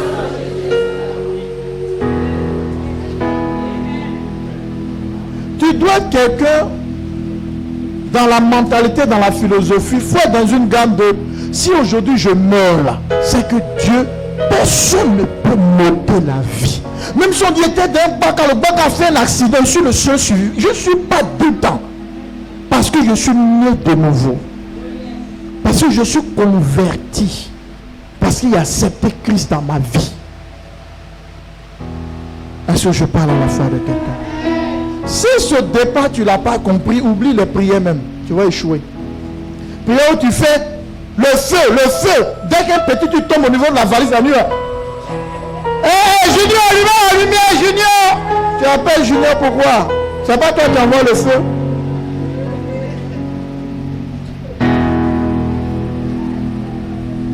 Petit bruit derrière la cour, tu réveilles tout le monde. On a un voleur qui est rentré hier. Oh, tu veux réveiller les gens pour t'encourager. Comme il y a un monsieur pour qui est prié là. Non, il y a les gens, c'est des perruques. Hein? Lui, il fait ses bêtises, n'est pas chrétien. Les sorciers l'ont lapé. C'est-à-dire, il y a un vent qui a déjà dans son enfance ou dans sa jeunesse tenté de tuer des oiseaux avec des lance-pierres. Quand tu tires la lance là, et puis tu relâches la pierre à une vitesse, mais la pierre ne touche pas l'oiseau, mais le vent. Le vent là, c'est l'annonce de l'esprit des morts. Il y a un vent de sorciers, ils l'ont raté un peu là. Le monsieur là à l'église, il a appris qu'il y a une croisade de pasteur. Il ne prie pas chez le pasteur, il dit pasteur, il a appris que tu fais croisade. Tu n'invites pas des chants. Le pasteur qui n'en a pas là, il dit je paye. Je paye, donc à venir. Pour lui, en faisant ça, Dieu va le protéger. Il sent se coucher la nuit, il dit à sa femme de dormir au bord. Lui va dormir au mur là, le temps qu'eux vont passer. Et s'il passe par le mur, il a peur. Et sa femme vient me voir et dit papa, il me pousse comme ça. Si il me s'est amusé pour dormir derrière, c'est pas là. Viens devant. Parce que pour lui, le temps, ils vont arriver sur sa femme et puis ils vont lui l'atteindre et s'est réveillé, il peut sortir. Alléluia. Tout ça, c'est quoi? C'est la peur.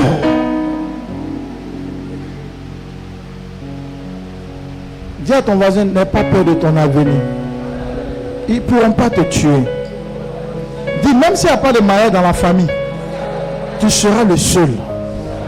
Même si les gens meurent vite dans la famille, toi tu as duré. Si personne n'a construit dans la famille, toi tu vas construire. Dis, je ne suis pas les autres dans ma famille. Je suis né du sang de Jésus-Christ. Je suis sauvé par le sang de Jésus. Le sang de Jésus-Christ est sur ma vie.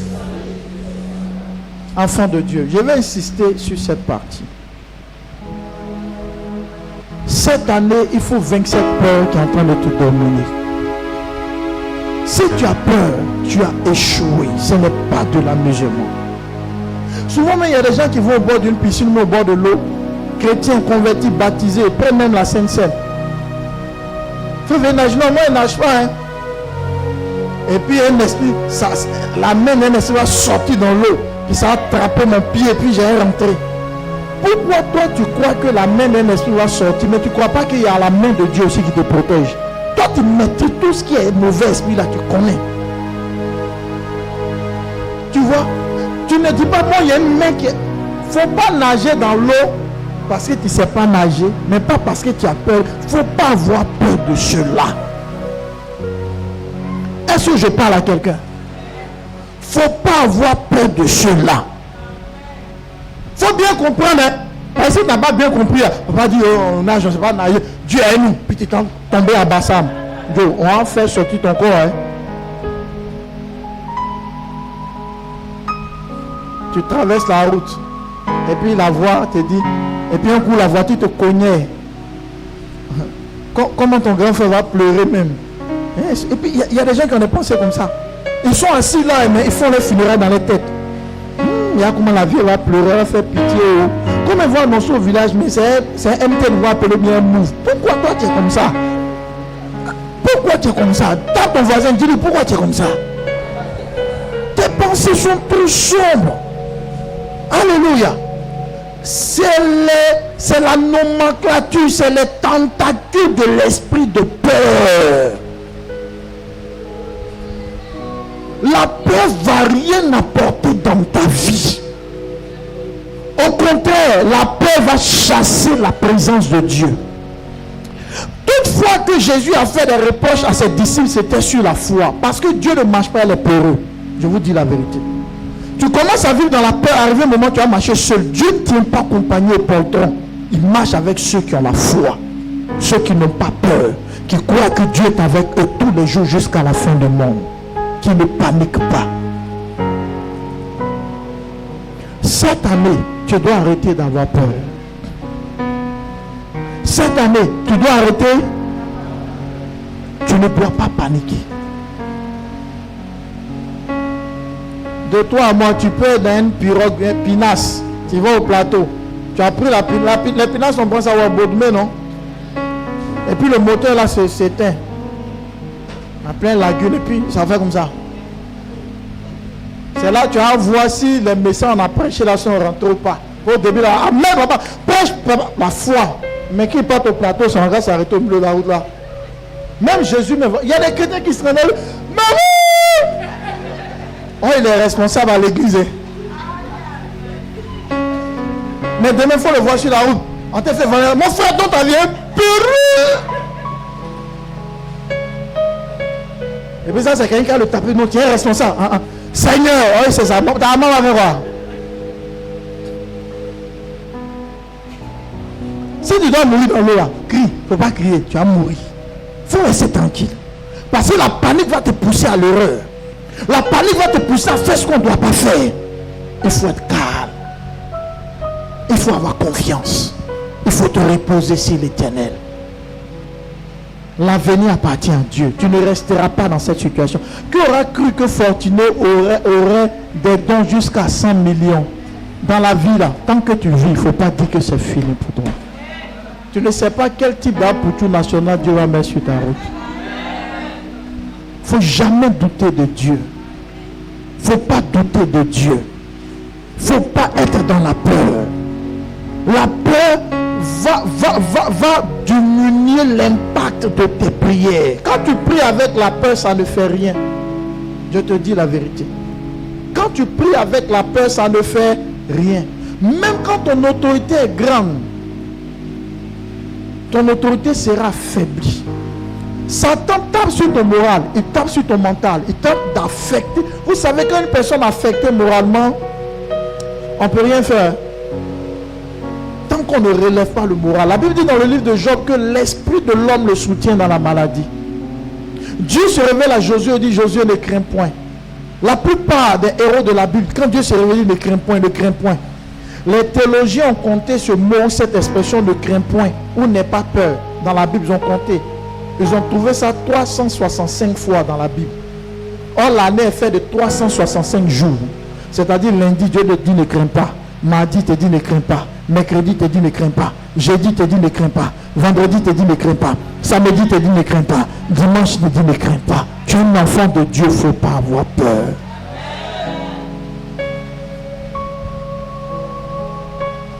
Il ne faut pas avoir peur. Vous savez, en vérité, votre peur est une offense envers Dieu.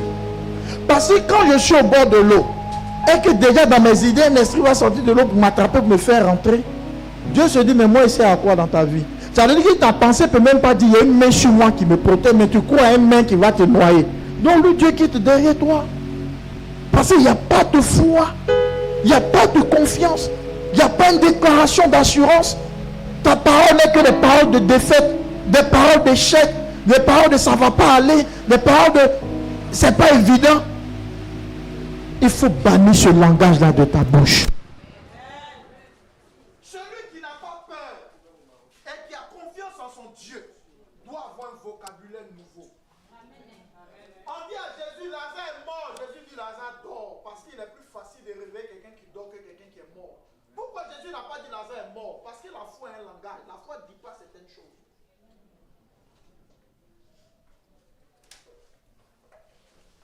C'est pourquoi il y a des gens qui ne peuvent jamais aller lever le deuil. Passer pendant 6 mois, le mort est dans son sommeil. Oui, passer psychologiquement faible. Parce que psychologiquement, il est faible. À partir du moment où la paix vous a pris, jeûnez 100 jours, votre jeûne n'aura aucun pouvoir, parce qu'une prière sans foi est une sauce sans sel. Il n'y a pas de goût. Une prière remplie de peur n'a pas de goût spirituel. Dieu va régir. Parce qu'en réalité, Dieu n'exauce pas la prière. Dieu exauce la foi qui est dans la prière. Donc s'il n'y a pas de foi dans la prière, Dieu ne va pas t'exaucer.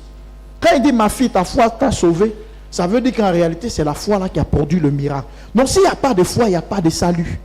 Il n'y a pas de manifestation de la gloire de Dieu. Arrête de t'inquiéter pour tes enfants, mets-les dans les mains du Seigneur. C'est Dieu qui a la clé de leur vie. Souvent, les enfants, même tu vois, tu dis, lui, il ne va rien devenir. Mais c'est lui-même qui a reçu que ceux que tu penses qu'ils sont sages. La vie nous enseigne beaucoup de choses. Il y a des gens qui le voient, tu dis, lui, il ne va rien devenir. Mais il sera plus grand.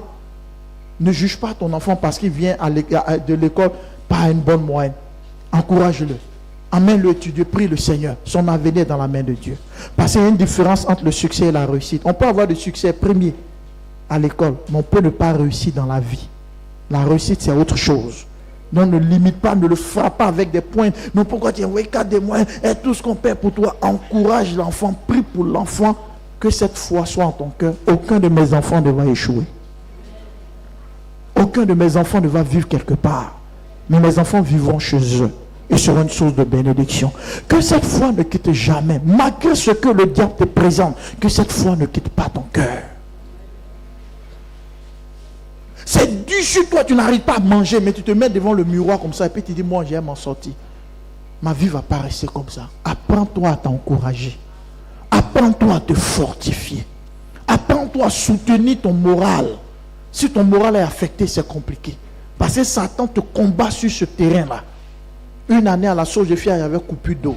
Ça m'a vraiment marqué. Et les gens de la Source de Fier partaient à la psychologie pour aller puiser de l'eau.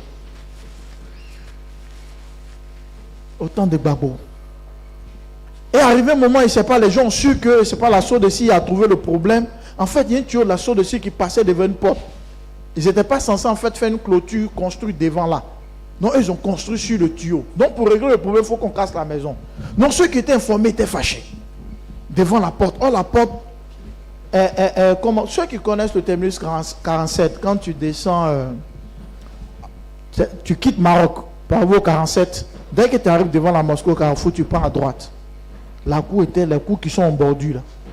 Donc, les gens étaient devant la porte là. Donc, tellement la foule s'est attroupée, les véhicules ne pouvaient plus passer. Oh, mais à quoi on n'a pas l'eau? Ça peut avoir, vous connaissez un peu les Ivoiriens. Donc les chauffeurs de taxi viennent. Ils klaxonnent, les jeunes ne la quittent pas. Enfin, ce n'est pas qu'ils ont fait un chauffeur mais leur problème fait qu'ils ne veulent pas quitter même sur la route. Donc les chauffeurs de taxi, voyant ça, ils font quoi? Ils se retournent. Les véhicules viennent, même les bacamans se retournent. Les gens sont fâchés. On avait un grand frère du quartier, un ancien militaire, on l'a chassé même de l'armée. Il est devenu un civil. Il était dans le groupe aussi. C'est quoi là, il parlait? Un coup, on voit 4x4, double cabine, Secos, autant de babou, vous connaissez Secos? Secos arrive. Quand les jeunes ont vu, c'est quand même Secos, mon frère. Le gars est venu s'arrêter devant une voiture de Secos et puis il dit au Secos, et tu sais de quoi ils sont en train de te parler? Ils chassent, ils ont des calages sur eux, ils sont en patrouille. Il dit retournez-vous. Moi, je me suis arrêté puis à la scène. Aucun soldat, aucun agent, aucun gendarme n'est descendu. Ils étaient petits dans leur voiture. Vous savez pourquoi? Parce qu'en ce moment, tout le monde connaissait qui est Secos. Si ce monsieur-là ose les menacer, c'est que ça doit être un gradé. Hein? Donc eux-mêmes, ils ont peur. C'est comme ça Satan est. Il n'est rien, il t'intimide. Je vous dis qu'ils ne sont pas descendus. Et les jeunes du quartier sont venus, non, viens pas là, il faut les laisser. Il dit non, mais voyez qu'il n'y a pas de route ici qui s'est retourné. Viens pas là. Et puis je commence lui à le pousser, les jeunes à le tirer, pardon. Et tu vois le chauffeur de il regarde, ils ne sont pas descendus. Ils sont passés tout doucement. Pour eux, c'est un patron. S'ils avaient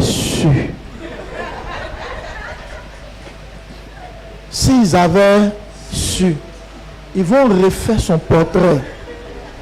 Alléluia. C'est comme ça le diable est. Il ne peut pas te vaincre, mais il va te paralyser de peur.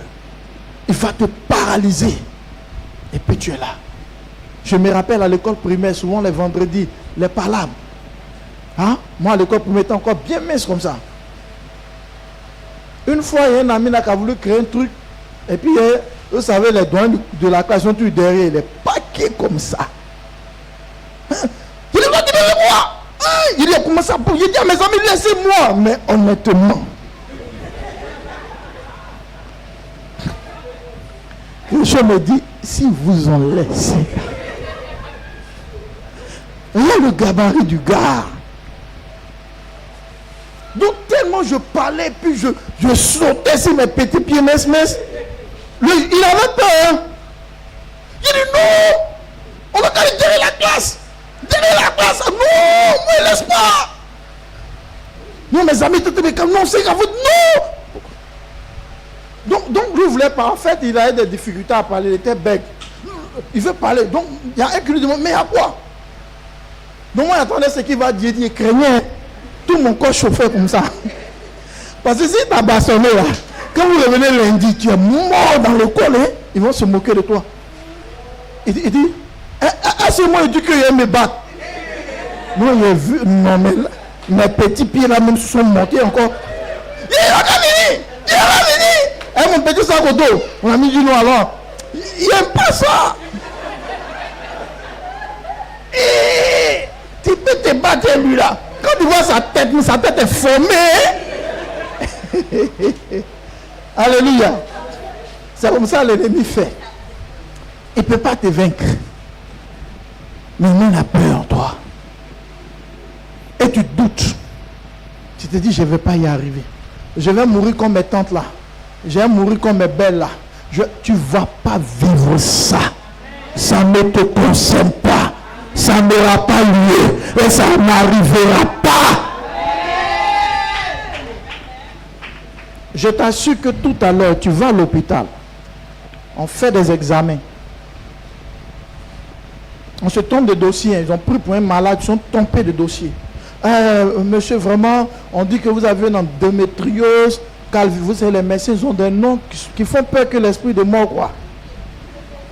Donc, quand il finit comme ça, là, quand tu te lèves même là, tu prends ton résultat, et puis tes pieds là. L'ulcère peut se déclencher. Tu peux même commencer à être anémié. Parce que ce que tu viens d'entendre là, ça t'a cassé. Tu peux même faire la diarrhée.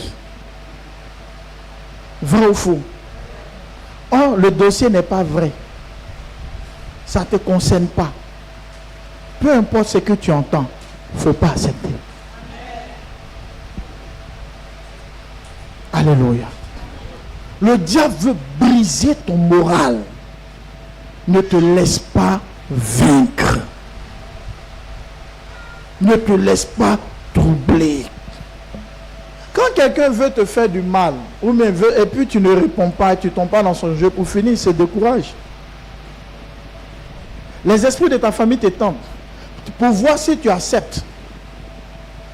Goliath s'arrête comme ça et puis regarde David. Il dit, mais je vous demande de m'envoyer un soldat, vous m'envoyez un enfant. Je vais le détruire, ce petit. Je vais donner sa... La Bible dit qu'il a maudit David par ses dieux. Quand on est fort, on maudit pas, on s'en va se battre. Mais pourquoi Goliath commence par des injures? Il veut d'abord affaiblir le moral de David. Le petit aussi ne se laisse pas faire. Il dit, qui est cet incirconcis? C'est parole contre parole. C'est parole contre parole. Alléluia. Qui est cet incirconcis? Il dit, je vais couper ta tête. Et David a pris la pierre. La Bible dit que quand le combat a commencé, David n'était pas en position de défense. Hein. Jean, il tourne et puis il attend. La Bible dit que David partait vers Goliath, quelqu'un qui fait pratiquement 3 mètres. Tu vois son épée, on dirait poteau électrique. Ça, c'est épée. C'est-à-dire le vent de son épée, s'il a raté ta tête, le vent même, tu peux perdre connaissance. Mais David comptait sur quoi pour affronter ce gars-là? Sur la confiance qu'il avait en l'Éternel. Souvent, Dieu veut te rappeler ce que tu as vécu avant.